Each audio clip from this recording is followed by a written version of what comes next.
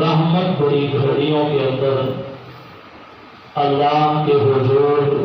نماز میں قیام کی حالت کے اندر جو قرآن کریم کی تلاوت کی ہے اور اس کی تکمیل کی ہے، میں اس پر حضرت کو مبارکباد پیش کرتا ہوں۔ اور پھر آپ نمازیان حضرات کو، جنہوں نے اپنی مصروفیات کو چھوڑ کر معمولات کو آگے پیچھے کر کے صرف اور صرف اللہ کی رضا کو حاصل کرنے کے لیے کہ وہ ہم سے راضی ہو جائے،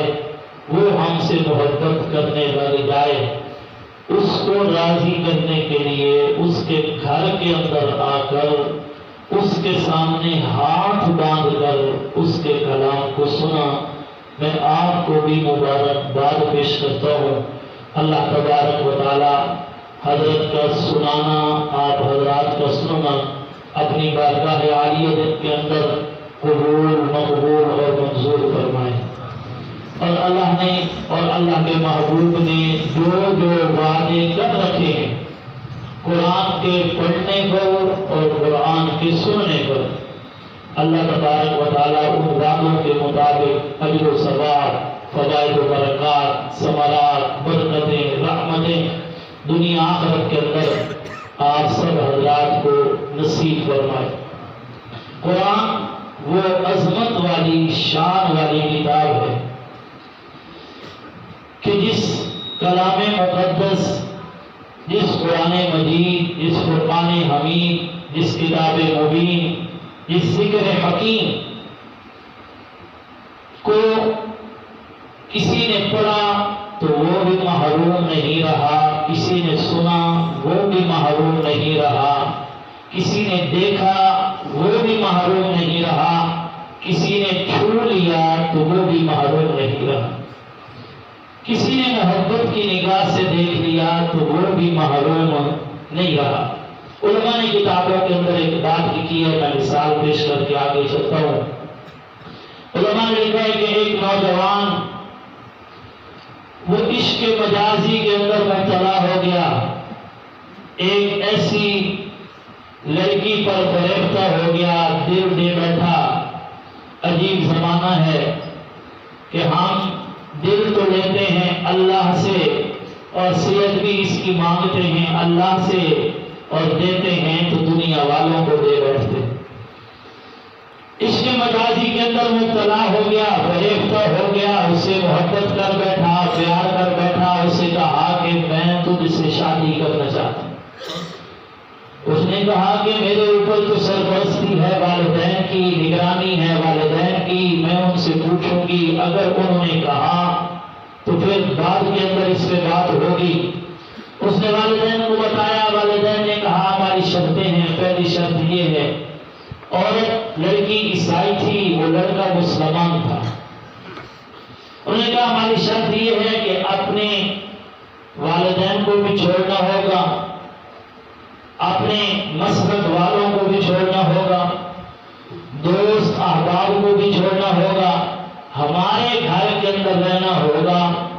اور جب ایک ہفتے کے بعد ہم اپنے عبادت گاہ کے اندر عبادت کے لیے جائیں تو ہمارے ساتھ چل کے وہ عبادت بھی کرنی ہوگی۔ دل کا مارا، جب اللہ کسی کو راہ راست سے ہٹاتے ہیں تو پھر سب سے پہلے اس کی عقل و شعور کو کھول دیتے ہیں، سوچے سمجھنے کی طاقت نہیں رہتی۔ اب وہ شرائط کو منظور کر دیا، والدین کو چھوڑ دیا، رشتہ داروں کو چھوڑ دیا، دوست احباب کو چھوڑ دیا، اسلام والوں کو چھوڑ دیا، عیسائیت کو دوست بنا لیا، ایک لڑکی کے پیچھے نکاح ہو گیا۔ نکاح ہونے کے بعد ہفتے کے بعد جب وہ جاتے اپنے چرچ کے اندر، اپنی عبادت گاہ کے اندر تو یہ بھی چلا جاتا، ان کو پہلے دیکھتا رہتا، کبھی کبھار تھوڑا بہت کر بھی لیتا۔ ان عیسائیوں کے گھروں کے اندر، گھر کے اندر، اس کمرے کے اندر یہ رہتا، وہاں پر کچھ کتابیں پڑی ہوئی تھیں۔ ان کتابوں میں ایک قرآن کریم کا نسخہ بھی تھا۔ وہ بچی قرآن کریم کو نہیں جانتی تھی کہ قرآن کریم بھی کوئی کتاب ہے، قرآن حمید کی اسلام والوں کی کوئی کتاب ہے، اللہ کا کلام ہے۔ ایک دن اس نے اپنے کمرے کی صفائی کی جو نہ پڑھنے والی کتابیں تھیں، جو ردی تھیں، ان کو وہاں سے اٹھایا اور اٹھا کر ردی کی ٹوکری کے اندر ڈال دی۔ وہ جو مسلمان لڑکا تھا وہ اگرچہ رہ تو رہا تھا، لیکن جب بھی اس کی نظر کتابوں میں پڑتی، سامنے قرآن کریم نظر آتا تو اس کا دل بھیگ جاتا، آنکھیں بھیگ جاتی، دل اور اس کا ضمیر اس کو جھنجھوڑتا کہ تو نے کیا کیا، مجھ کو چھوڑا اور کس کو پایا۔ تو وہ بڑی محبت کی نگاہ سے دیکھ کر آگے گزر جاتا، دوسرے دن دیکھتا، پھر گزر جاتا، یہ عرصہ چلتا رہا۔ جس دن اس نے وہ قرآن نہ دیکھا تو اس اپنے بیگم سے، بیوی سے، رفیق سفر سے پوچھا کہ وہ یہاں پہ ایک سبز کلر کی ایک کتاب پڑی ہوئی تھی، وہ کہاں ہے؟ انہوں نے کہا کہ وہ تو میں نے باہر ردی کی ٹوکری کے اندر پھینکی۔ تو وہ رہ نہ سکا، آخر ایمان تھا کچھ نہ کچھ اس کے دل کے، رہ نہ سکا، استغفار پڑھتے ہوئے بھاگا، ردی کی ٹوکری سے قرآن کریم کے نسخے کو اٹھایا، سینے سے لگایا، چوما، چومنے کے بعد جب کمرے کے اندر آیا تو اس کی بیوی نے کہا کہ ابھی تک تیرے اندر اسلام کی کوئی رمق باقی ہے؟ میں بتاتی ہوں اپنے والدین۔ وہ ادھر اپنے والدین کو بتانے کے لیے چلی اور یہ قرآن کریم کو لے کر اللہ کے گھر کے اندر اللہ کو بتانے کے لیے اس نے آ کر رویا، یا اللہ مجھ سے اتنی بڑی غلطی ہوئی کہ میں نے اسلام جیسے عظیم دین کو چھوڑ کر عیسائیت کے پیچھے لڑکی کے لیے بھاگ گیا، یا اللہ مجھے معاف کر۔ تو وہ صرف علماء نے لکھا ہے، صرف اور صرف روزانہ دور سے قرآن کریم کو محبت کی نگاہ سے دیکھتا تھا، وہ دیکھتا رہا قرآن کریم کی محبت کو نگاہ سے۔ اللہ نے اس کو عیسائیت کی ظلمتوں سے نکال کر ایمان کا نور پھر عطا کر دیا اور اس کے لیے یہ اعلان کر دیا، اللہ ولی الذین آمنوا یخرجهم من الظلمات الی النور۔ کیا لوگوں یہ نہ سمجھ لینا کہ ایمان کوئی عام سی چیز ہے، یہ وہ ایمان ہے کہ جب تک تیرے دل کے اندر موجود ہے اس کے اثرات تیرے جسم پر موجود رہیں گے۔ اللہ فرما رہے ہیں جو ساری کائنات کا مالک، ساری کائنات کا خالق، ساری کی ساری کائنات کو چلانے والا ہے، ساری کی سارے نظام کو اکیلا چلانے والا ہے، اس کا کوئی بھی شریک نہیں، اس کا کوئی بھی ساتھی نہیں، اس کا کوئی بھی مددگار نہیں۔ اللہ تبارک و تعالی فرما رہے ہیں کہ میرے بندے جب تک تیرے دل کے اندر ایمان کی دھمک باقی ہے میں اللہ اعلان کر رہا ہوں، اللہ ولی الذین آمنوا یخرجهم من الظلمات الی النور۔ دنیا کے اندر تیرا دوست شاید کوئی نہ ہو، دنیا کے اندر تجھے جاننے والا شاید کوئی نہ ہو، دنیا کے اندر تیری سرپرستی کرنے والا شاید کوئی نہ ہو، دنیا کے اندر شاید تیرے دکھ بانٹنے والا کوئی نہ ہو، دنیا کے اندر شاید تیرے قدم کے ساتھ قدم ملا کر چلنے والا کوئی نہ ہو، دنیا کے اندر تیری پریشانی، تیرے غم کے اندر شریک ہو کر تیرے آنسوؤں کو صاف کرنے والا کوئی نہ ہو۔ جب تک تیرے دل کے اندر ایمان کی رمق باقی ہے میں اللہ اعلان کر رہا ہوں، میں اللہ تیرا دوست ہوں، تو میرا بنی ہے، تو میرا دوست ہے، میں تم سے محبت کرتا ہوں، تو مجھ سے محبت کرنے والا ہے،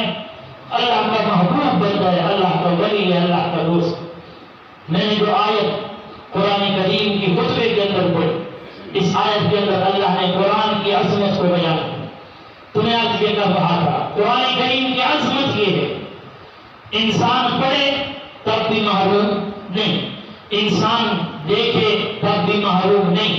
انسان سنے تب بھی محروم نہیں، اس لیے سنانے والے بھی مبارکباد کے مستحق ہوتے ہیں، سننے والے بھی مبارکباد کے مستحق۔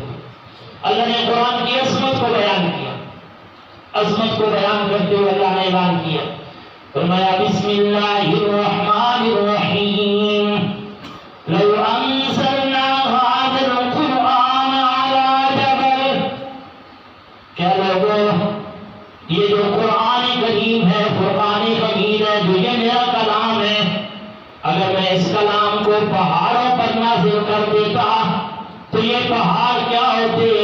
لَرَأَيْتَهُ خَاشِعًا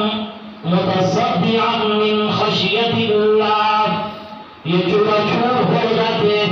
ریزہ ریزہ ہو جاتے۔ اللہ نے مثال کس مخلوق کی بیان کی ہے؟ جتنی بھی مخلوقات خلاق عالم نے اس دنیا کے اندر 18,000 کو پیدا کی ہے، اور 18,000 مخلوقات میں سے سب سے زیادہ مضبوط ترین مخلوق پہاڑوں کی مخلوق ہے۔ اللہ فرماتے ہیں اگر ان مضبوط ترین پہاڑوں پر میں اپنے کلام کو، اپنے قرآن کو نازل کر دیتا، یہ خاشعا متصدعا من خشیت اللہ، یہ خشیت کی وجہ سے یہ ڈگمگانے لگ جاتے، ریزہ ریزہ ہو جاتے، ٹکڑے ٹکڑے ہو جاتے۔ حدیث نبوی ہے، میرے آقا صلی اللہ علیہ وسلم نے ارشاد فرمایا کہ میں اپنے گھر سے باہر نکلا، بطحا وادی کے اندر پہنچا، دو فرشتے آسمانوں سے نازل ہوئے۔ ان میں سے ایک فرشتے نے دوسرے سے کہا کہ ان کو جانتے ہو یہ امام الانبیاء، فخر الرسول، امام الرسول، آمنہ کے لال، عبداللہ کے لخت جگر، مکہ کے در یتیم، جناب محمد رسول اللہ صلی اللہ علیہ وسلم ہیں۔ دوسرے فرشتے نے کہا کہ جی ہاں میں جانتا ہوں یہ آقا علیہ السلام کی ذات بابرکات ہے۔ اب پہلے فرشتے نے دوسرے کو کہا کہ اب تم جاؤ، ایک ترازو لے کر آؤ، ترکڑی لے کر آؤ، اور جب وہ لے کر آیا تو دوسرے پہلے فرشتے نے کہا اب ایک پلڑے کے اندر میرے محبوب پیغمبر صلی اللہ علیہ وسلم کو سوار کر لیجیے، دوسرے پلڑے کے اندر پہلے ایک آدمی کو بٹھاؤ، وزنہ پھر وزن کرو۔ امام الانبیاء صلی اللہ علیہ وسلم نے ارشاد فرمایا جب پہلے دوسرے فرشتے نے ایک پلڑے کے اندر مجھے بٹھایا، دوسرے پلڑے کے اندر میرے مقابلے کے اندر ایک انسان کو بٹھایا، اس کو وزن کیا تو مجھ محمد کا پلڑا بھاری تھا۔ پھر پہلے فرشتے نے کہا وزن کرنے والے کو کہ اب یہ ایک کی جگہ پر 10 لوگوں کو بٹھاؤ۔ اس نے 10 لوگوں کو بٹھایا، وزن کیا۔ امام الانبیاء صلی اللہ علیہ وسلم نے ارشاد فرمایا پھر بھی میرا وزن بھاری تھا۔ اس نے پھر 100 کو بٹھایا، پھر بھی میرا وزن بھاری تھا۔ اس نے پھر 1000 کو بٹھایا اور پھر ترازو کو اٹھایا تو مجھ محمد کا پلڑا بھاری تھا۔ اب پہلا فرشتہ کہنے لگا وزن کرنے والے فرشتے کو کہ بھائی جتنی بھی دنیا جب سے بنی ہے حضرت آدم سے لے کر اب تک اور اب سے لے کر قیامت تک آنے والی ساری کی ساری انسانیت کو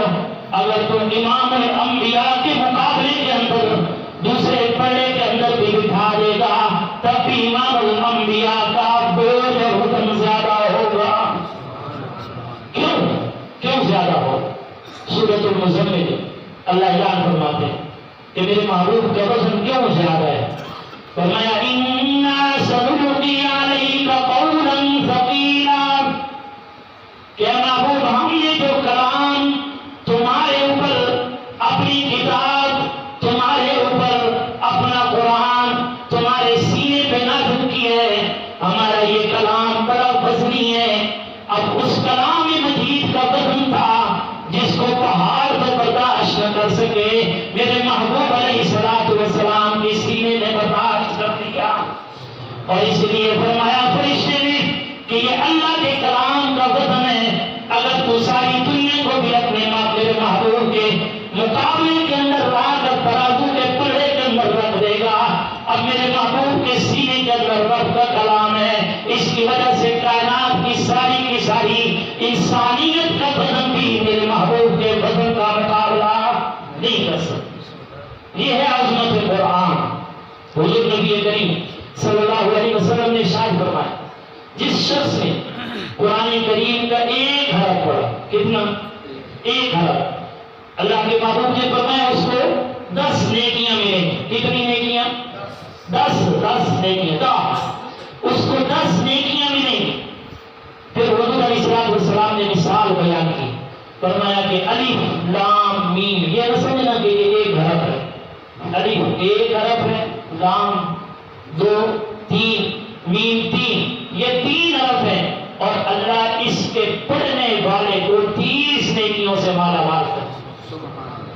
اور یہ مزے کی بات، حضور نے جس چیز کے ساتھ مثال دی، الف لام میم، یہ وہ لفظ ہے جس کا معنی اللہ کے علاوہ کوئی بھی نہیں جانتا. جس کا معنی، اس کا معنی الف لام میم کا معنی کیا ہے کوئی بھی نہیں جانتا. حضور نبی کریم صلی اللہ علیہ وسلم نے خود ارشاد فرمایا یہ اس کا معنی کیا ہے، یہ خود اللہ کے راز ہے، اللہ ہی جانتے ہیں کہ اس کا کیا معنی ہے. حضور نے الف لام میم کی مثال بیان کر کے فرمایا کہ جو بندہ اس کو پڑھے گا اس کو 10 نیکیاں عطا کی جائیں گی. آج جو دنیا کے اندر ڈھنڈورا پیٹا جاتا ہے کہ یہ جو بچوں کو طوطے کی طرح رٹوا دیا جاتا ہے، حفاظ کرام تیار ہو رہے ہیں، صبح سے لے کر شام تک قال اللہ کی سبائیں بلند کر رہے ہیں، الحمد سے لے کر والناس تک پورے کا پورا قرآن پڑھ گئے ہیں، شروع سے لے کر آخر تک ایک لفظ کا معنی نہیں آتا. اور اللہ کے بندے، اللہ کے محبوب پیغمبر صلی اللہ علیہ وسلم نے اسی پڑھنے والے کے بارے کے اندر تو کہا ہے کہ الف لام میم جو پڑھتا ہے اس کو 30 نیکیاں ملتی ہیں. اس کا معنی تو کہاں سے تلاش کرے گا؟ اس کا معنی تو کہاں سے تلاش کرے گا؟ ہمارے آئمہ میں سے ہمارے کتنے آئمہ بڑے؟ 4 آئمہ. امام اعظم ابو حنیفہ نمبر 2، امام مالک، امام شافعی، امام احمد بن حنبل. امام احمد بن حنبل کے بارے کے اندر علماء نے کتابوں کے اندر لکھا، کیا لکھا؟ حضرت امام احمد بن حنبل رحمہ اللہ خود فرماتے ہیں آج تو اور میں سو جاؤں، تیرا اور میرا اگر سر تکیے پہ آ جائے، آنکھ لگ جائے، سارا دن دنیا کی غلاظتوں کے اندر رہنے کی وجہ سے، سارا دن اپنے کانوں کی پاکیزگی نہ ہونے کی وجہ سے، زبانوں کی طہارت نہ ہونے کی وجہ سے، دل و دماغ گندگی کے اندر سارا دن رہنے کی وجہ سے تجھے اور مجھے ڈراؤنے خراب خواب آتے ہیں، تجھے اور مجھے عجیب قسم کے حیران کن ڈر جانے والے خواب آتے ہیں. لیکن یہ امام احمد بن حنبل رحمہ اللہ تعالی اللہ کا وہ خوش نصیب بندہ ہے جو فرماتے ہیں کہ میں رات کو سوتا ہوں تو مجھے دیدار رب العالمین ہوتا ہے. دیدار رب العالمین، اللہ تعالیٰ مجھے اپنی شایان شان دیدار کرواتے خواب کے اندر. کس کو؟ امام احمد بن حنبل. حضرت امام احمد بن حنبل رحمہ اللہ فرماتے ہیں میں اپنے اللہ کو 99 بار دیکھ چکا تھا. کتنے بار؟ 99 بار. 99 بار جب دیکھ چکا میرے دل کے اندر خیال آیا کہ میں روزانہ ہی اللہ کا دیدار کرتا ہوں، میں روزانہ ہی اللہ تعالیٰ کی زیارت کرتا ہوں. واہ میرے اللہ، تو جنتیوں کو جنت کے اندر جانے کے بعد میدان وزیر کے اندر دیدار کروائے گا. کتنے خوش نصیب ہیں تیرے وہ بڑی، کتنے خوش نصیب ہیں تیرے وہ بندے جو اپنے بستر پہ سوتے ہیں تو اپنا دیدار دنیا میں کروا دیتا ہے. حضرت امام احمد بن حنبل رحمہ اللہ فرماتے ہیں جب میں 99 بار اللہ کا دیدار کر چکا تو میرے دل کے اندر خیال آیا کیوں نہ میں اللہ کا دیدار بھی کر رہا ہوں، اللہ کی زیارت بھی کر رہا ہوں، اللہ سے کلام بھی کر لوں، اللہ سے کلام بھی کر لوں، گل بات بھی کر لوں. اللہ سے کلام کرنا یہ انبیاء کی سعادت ہوتی. اور پھر اللہ نے اپنے بال بندوں کو خواب کے ذریعے نصیب فرما دی. حضرت امام احمد بن حنبل کیا فرماتے ہیں میرے دل کے اندر خیال آیا جب 100ویں بار مجھے اللہ تعالیٰ کا دیدار ہوا، میں نے اللہ سے پوچھ لیا یا اللہ اگر کوئی بندہ تیرا قرب چاہتا ہو، تیرے خاص بندوں میں شامل ہونا چاہتا ہو، اگر کوئی تیرا بندہ تیرے ولیوں کے اندر آنا چاہتا ہو، اگر کوئی تیرا بندہ تیرے بالکل قریب ہو جانا چاہتا ہو، اور 60 کا راستے کے اندر کوئی چلے، کوئی ایک ہی ٹانگ پر کھڑے ہو کر ساری رات عبادت نہیں بلکہ 60 کا راستے کے اندر اگر وہ آپ سے ملنا چاہتا ہے، آپ کے قریب آ جانا چاہتا ہے، یا اللہ کوئی طریقہ، کوئی نسخہ، کوئی وظیفہ، اللہ نے فرمایا کہ اے احمد بات سن، اگر کوئی بندہ میرا قرب حاصل کرنا چاہتا ہے تو اس کے لیے جو نسخہ ہے وہ تلاوت قرآن ہے. کیا ہے؟ تلاوت قرآن. وہ قرآن کو پڑھتا جائے گا، میں اللہ اس کو اپنے قرب نصیب کرتا جاؤں گا، اپنے خاص بندوں میں شامل کرتا جاؤں امام احمد بن حنبل فرماتے ہیں میں نے فوراً عرض کر دیا کہ یا اللہ اگر وہ سمجھ کر پڑھے تب تیرا قرب ملے گا، اگر بغیر سمجھ کے پڑھے تب تیرا قرب ملے گا۔ تو اللہ نے فرمایا اگر وہ سمجھ کے پڑھے تب بھی اس کو میرا قرب ملے گا، اگر بغیر سمجھ کے پڑھے تب بھی میرا قرب ملے گا۔ یہ وہ قرآن ہے جس انداز کے ساتھ ہی پڑھو، اللہ کے اس کے ذریعے کیا کرتے ہیں؟ اپنا قرب نصیب کرتے ہیں۔ اور عظمت والا قرآن حضرت امام اعظم ابو حنیفہ رحمہ اللہ کا دور ہے، ایک شخص نے اپنی بیوی کے لیے طلاق اٹھائی اور اس نے کہا کہ اگر جب میری بیٹی جوان ہو جائے گی اور وہ مجھ کو میں اپنے گھر سے رخصت کروں گا اور اس کا تاج بناؤں گا، اس کا جہیز بناؤں گا، اس کو جہیز کے اندر پوری کائنات کا مال و دولت عطا کروں گا۔ جب وہ بیٹی جوان ہو گئی، رخصتی کا وقت آیا، اب اس کو خیال آیا کہ میں نے تو طلاق اٹھائی ہوئی تھی، قسم اٹھائی ہوئی تھی، اب اگر اپنی بیٹی کے جہیز کے اندر کل کائنات کی دولت نہیں رکھتا ہوں تو میرا تو گھر اجڑتا ہے، میری بیٹی کا بسے گا یا نہیں، میرا گھر بھی اجڑ جائے گا۔ وہ بندہ بڑا پریشان ہوا، امام صاحب کی خدمت کے اندر آیا اور آ کر عرض کیا حضرت میں نے تو طلاق اٹھائی ہوئی تھی، میری بیٹی کی رخصتی ہونے والی ہے، جہیز تیار ہے، میں نے قسم اٹھا رکھی تھی کہ جب میں اپنی بیٹی کو اپنے گھر سے رخصت کروں گا کل کائنات کا مال و دولت، کل کائنات کا ساری کی ساری دولت اس کے جہیز کے اندر، اس کے داج کے اندر رکھوں گا اور وہ ساری کی ساری کائنات کا مال و دولت اور وہ قیمتی چیزیں اس کو جہیز کے اندر دوں گا تب رخصت کروں گا، اگر نہ کیا تو میری بیوی کو 3 طلاقیں۔ امام صاحب نے کہا کہ حضرت اب اس کا کوئی حال بدلا ہے، اب اس کا کوئی حال، بڑی معذرت کے ساتھ جب آپ پھنس جاتے ہیں نا تب مولویوں کے پاس آتے ہیں، جب ہم پھنس جاتے ہیں تب آپ مولویوں کے ساتھ آ جاتے ہیں، اور کوئی حال کر دو استاد، ہون ہی والی کوئی حال کر دو کہ اگلا بات سیرے دینا سکے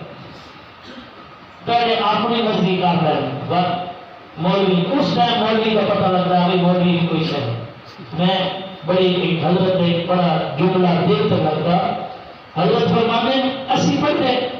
انہاں دے پیچھے نماز نہیں ہے تے جویں مسجد تو باہر نکلے تے گلے بھی سارے تو زیادہ امام ہیں۔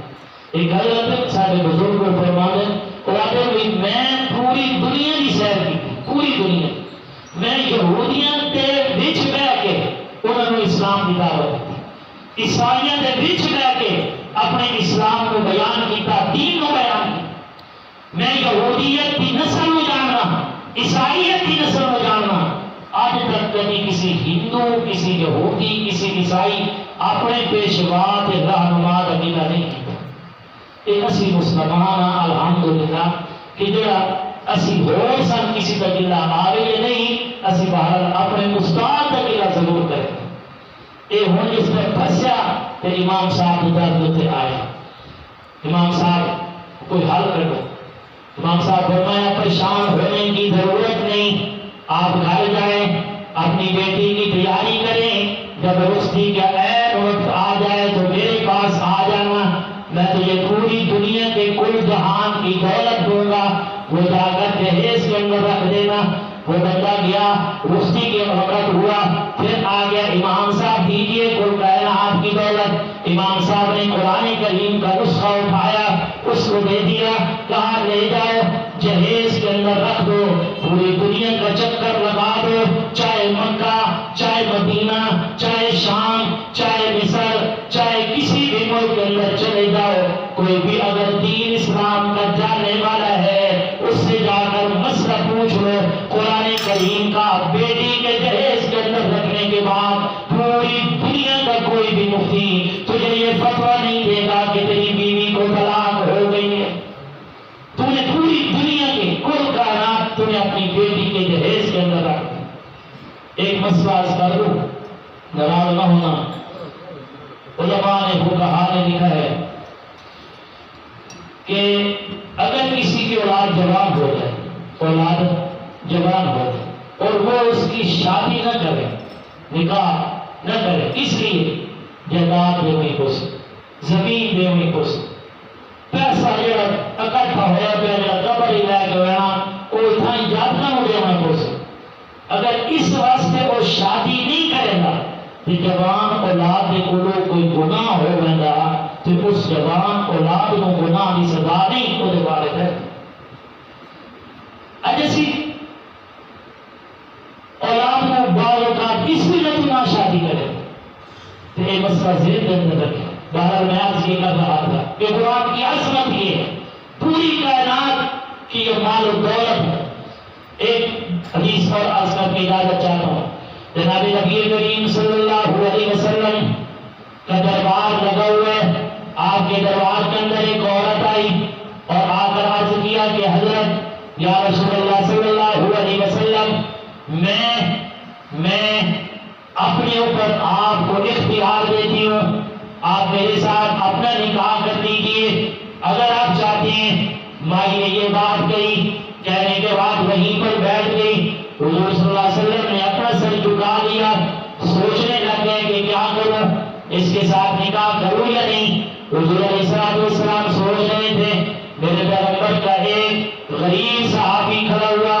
اور اس نے کہا کہ یا رسول اللہ صلی اللہ علیہ وسلم یہ جو عورت نے آپ کو اختیار دیا ہے نکاح کا اگر اس کی ضرورت آپ کو نہیں ہے تو اس کا نکاح میرے ساتھ کر دیجیے حضور صلی اللہ علیہ وسلم اس کو آپ نے فرمایا اچھا ٹھیک ہے میں تیرا نکاح اس کے ساتھ کرنے کے لیے تیار ہوں لیکن اب تمہیں حق مال بھی تو ادا کر رہے ہیں تیرے پاس حق مال کی رقم ہے تو اس نے کہا کہ جی حق مال کی رقم تو کوئی نہیں ہے کہا کہ کچھ تھوڑی بہت ہو کہا کہ حضرت میرے پاس تو کچھ بھی نہیں ہے کہا کہ پھر جاؤ اپنے قبیلے کے اندر خاندان والوں کے پاس اپنے دوست احباب کے پاس کسی سے پتہ کرو کوئی درہم مل جائے کوئی دینار مل جائے کوئی دانش مل جائے کوئی چیز مل جائے لے آؤ تاکہ میں اس مائی کے ساتھ اس عورت کے ساتھ تیرا نکاح کر دوں علماء نے بخاری شریف کی روایت ہے حضور نبی کریم صلی اللہ علیہ وسلم کا یہ صحابی اپنے قبیلے اپنے خاندان دوست احباب کے پاس چکر لگا کر پھر حاضر ہوا عرض کہ یا رسول اللہ مجھے تو کچھ بھی نہیں ملا مجھے تو ایک درہم بھی نہیں ملا ایک دینار بھی نہیں ملا دینار کا آدھا حصہ بھی نہیں ملا آپ علیہ السلام نے ارشاد فرمایا حق مہار دینا تو لازمی ہے نا بھائی حق مہار کے بغیر تو نکاح نہیں ہو سکتا اس نے کہا کہ حضرت میں اس ایک لنگی کا مالک ہوں ایک چادر کا مالک ہوں اگر آپ اجازت دیں آدھی اپنے لیے رکھ لیتا ہوں آدھی اپنی بیوی کو حق مہار کے اندر دے دوں گا فرمایا کہ اگر تو اس کو پھاڑ دے گا نہ وہ تیرے کام کی رہے گی نہ اس کے کام کی رہے گی تو بھی ننگا ہو جائے گا یہ تو اپنی چادر اپنے پاس رکھ اب حق مہار کے بغیر تو نکاح ہو نہیں سکتا تھا وہ میرے محبوب کا غریب صحابی وہ پریشان ہو گیا پریشان ہو کر جانے لگا ابھی وہ باہر نکل ہی رہا تھا حضور نے فرمایا او میرے صحابہ میں رحمت للعالمین بنا کر بھیجا گیا ہوں یہ میرا صحابی دکھ کے ساتھ غم کے ساتھ حیران ہو کر پریشان ہو کر جا رہا ہے اس کو بلاؤ میں اس کو تسلی کا کوئی سامان پیدا کرتا ہوں صحابی رسول واپس آئے حضور صلی اللہ علیہ وسلم نے فرمایا اچھا میرے صحابی یہ بتا تیرے پاس درہم بھی کوئی نہیں دینار بھی کوئی نہیں کوئی لوہے کی انگوٹھی اس نے کہا کوئی نہیں یا رسول اللہ تجھے دوست احباب نے بھی کچھ نہیں دیا کہا یا رسول اللہ کچھ نہیں دیا فرمایا اچھا یہ بتا کچھ صورتیں قرآن کی آتی ہیں اس نے کہا دیا یا رسول فلانی صورت بھی آتی فلانی صورت بھی آتی فلانے پارے کا فلانا رکوع بھی آتا حضور فرمایا چل آ یہ قرآن جڑا تو یاد کیتی بتا اسے قرآن تے میں اس مائی دے نال تیرا نکاح کرے نا اے قرآن تو مینوں سکھا چھوڑی اے حق مار سبحان اللہ اے حق مار سے یاد رکھیے ایک گزارش اسی بعض اوقات شاید تواڈے کول دیہات وچ اس گل نہ ہوئے شہر دے وچ کہ عام طور تے لوگ اپنی چودراہٹ نوں چمکاون واسطے سرداری دکھاون واسطے کام کرے کب کے کرے نے نکاح ہویا بچی دا تے نکاح دے ٹائم آکھے جی 10,000 معجل تے 1 لاکھ غیر معجل دل نہیں ہوتا دل چ ہوتا بھی ہون ایک باری ہو وجے 10,000 دے وجے اگر لاکھ وقت کے ساتھ کو لینا سارے کو نہیں لینا نہ اپڑ کے لے لیا سمجھ آئے تے او صرف کس واسطے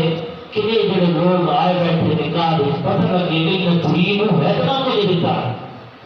انہوں نے سامنے صرف چٹرائے کو چھپکاؤں وہ کہا نے دیکھا اگر کسی نے اپنی بیوی نو حق مار نہیں دیتا زندگی کے اندر بیوی فوت ہو گئی تو مرد نو چاہیے کہ وہ حق مار کا مال اس کے رشتہ داروں کے اندر ورثاء کے اندر پہلے تقسیم کرے اور اگر مرد فوت ہو گیا بیوی زندہ ہے تو مرد دی وراثت کے مال کو تقسیم کرنے تو پہلے اس عورت کا حق مار پہلے کر دیا ویسی اس کے بعد وراثت کو تقسیم کیتا ویسی اگر حق مال پر مال نہ دیتا گیا پیسہ نہ دیتا گیا تو علماء نے لکھا ہے اور قیامت والے دہاڑے دیتے بغیر چھوٹ نہیں سکتے دیتے بغیر چھوٹ نہیں سکتے دوئی گل اج کل اسی بیٹی نو پرنا چھوڑیا دوے گھر لگی گئی پیو فوت ہو گیا پیچھے بھرا رہ گئے تو وراثت کی تقسیم کا بیٹا آیا تو اسی کیا کرتے ہیں اپنی بہن کے کو واقعہ ہوئی پیو 3 کلے زمین کو چھوڑ گیا ہوں 2 کلے میرے اسے چاہتے ہیں 1 کلہ تیرے اسے چاہتا تو میں بخے چھوڑ اگر وہ بہن آخیا ہوئی میں تین بخے چھوڑیا تو یہ بھی کوئی نہیں بخشی گا سمجھ آتی نہیں یہ نہیں بخشی گا وہ نام لوارے انتقال کروارے مہینہ سال ٹپ وجے وقت وہ بہن بھرانو آکے کہ میں آئے جیڑا کیلا بہن وراثت وچ مل آئی اے میں ہون تیرے نام لگاندی پئیاں تاں او دے واسطے حلال اسی بہناں دا مال بھی کھادی بیٹھے بیویاں دا جہیز دے وچوں بیویاں دا حق مال بھی کھادی بیٹھیاں تے وقت اسی اپنے آپ کو حاجی بھی سکتے ہیں یاد رکھیے مال اور حقوق العباد کا معاملہ ایسا ہے جناب نبی کریم صلی اللہ علیہ وسلم یہی رحمت للعالمین ذات دنیا دے نہ کوئی آئی ہے نہ قیامت تک کوئی آ سکتی ہے جس کے بارے میں اللہ نے اعلان کیتے لقد جاءکم رسول من انفسکم عزیز علیہ ما عنتم اے تیرا محبوب پیغمبر میرا جڑے ہے اے جڑا تہاڈا رسول ہے تہاڈا آقا ہے اے کسی بھی امتی نو اوکھا ہوندیا ویکھ نہیں سکدا اے محبوب پیغمبر صلی اللہ علیہ وسلم کے سامنے اس دے امتی کا جنازہ لایا گیا اور آخیا گیا یا رسول اللہ تسی صرف اس کا جنازہ پڑھا دے ہو سارا اور قیامت تک آنے والے ہر مومن کا عقیدہ ہے اگر محبوب پیغمبر اللہ تعالیٰ کے دربار کے اندر اپنے کسی امتی واسطے بشرطے کہ وہ ایمان والا ہوئے اس واسطے مغفرت کی بخشش کی دعا کر دے اللہ کے محبوب پیغمبر صلی اللہ علیہ وسلم کی اس دعا اللہ کبھی بھی رد نہیں کرے گا اللہ اس مومن کی بخشش کی مغفرت ضرور کرے گا لیکن محبوب پیغمبر کے سامنے ایک جنازہ لایا گیا آپ نے پوچھا اس نے کسی کا کوئی لینا دینا تو نہیں اس کا کسی نے کوئی لینا دینا باقی تو نہیں کسی کو لے ہوئے واپس نہ کیتا ہوئے جب تک قرضہ لے ہوئے کسی کا کوئی دھوکے نال کھا گیا ہوئے تو حضور علیہ الصلوۃ والسلام نے صحابہ نے عرض کی تھی یا رسول اللہ چند دینار چند درائم ہیں یہ اس کسی کو لے آن دیونے باقی ہیں حضور نے فرمایا اے محمد اس کا جنازہ نہیں پڑے گا صلی اللہ علیہ وسلم اے پیغمبر رحمت للعالمین پیغمبر اس کا جنازہ نہیں پڑھا حضرت ابن عباس آئے عرض کی تھی یا رسول اللہ صلی اللہ علیہ وسلم اگر آج تسی اس کا جنازہ نہ پڑھے تو وقت صحابہ بھی جو اس کا کوئی جنازہ نہیں پڑھتا میں جڑے دراہم اس کے ہیں وہ میں ادا کرے سا پھر حال تسی اس کا جنازہ پڑھے اس واسطے کسی بھی حقوق العباد کا معاملہ انتہائی سخت ہے عظمت قرآن کی محفل ہے اللہ تبارک و تعالی سارے قرآن کریم کی عظمت قرآن کریم کی شان قرآن کریم کے مقام قرآن کریم کی قدر قرآن کریم کی قیمت اور اس کی وقت کو پہچان تو بعد اللہ سچی پکی محبت سانو قرآن کریم اور قرآن کریم اعلیٰ جلال نصیب کرے فما علینا الا البلاغ